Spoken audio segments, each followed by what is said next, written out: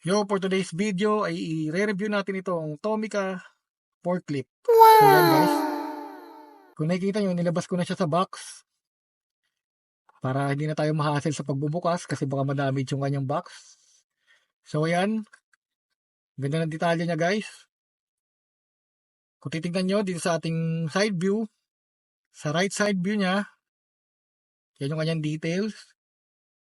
Pagdating naman dito sa left, ganun din, ganda ng kanyang details. Ito naman yung kanyang likod.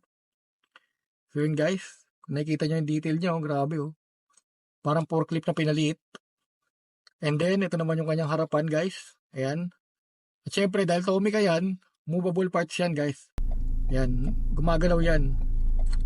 Ayan oh, gumagalaw yung kanyang panghakot guys. Pati itong parang dalawang ngipin, gumagalaw din yan guys. Na-adjust yan. Ito naman yung kanyang roof.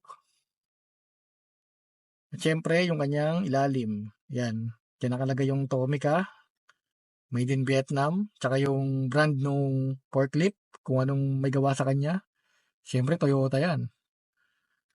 Yan oh. Ganda ng details guys.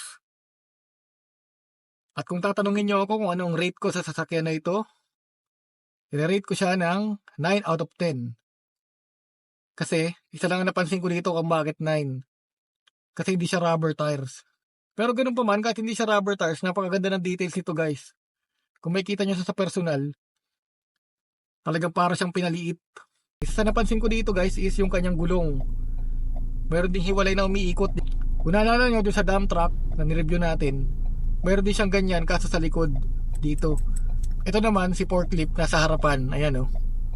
Umiikot ng hiwalay oh. Sa harapan naman siya. At dito sa likod yung kanyang normal na wheels. Yan oh, ganda guys oh. Baka Tomica yan. Tomica, baka naman. Yan oh, ganda ng details niya guys. Sana nagustuhan nyo tong maikling video natin about dito sa Tomica forklift. At syempre, kung gusto nyo nito, bumili kayo. Bumili kayo. Gago! Kung nagustuhan nyo itong video natin, paki-like, follow, and share na rin dito sa ating TikTok para dumami yung community natin. Sa mga mahilig sa diecast dyan. That's it for today's video. Follow, like, and share. Bye-bye.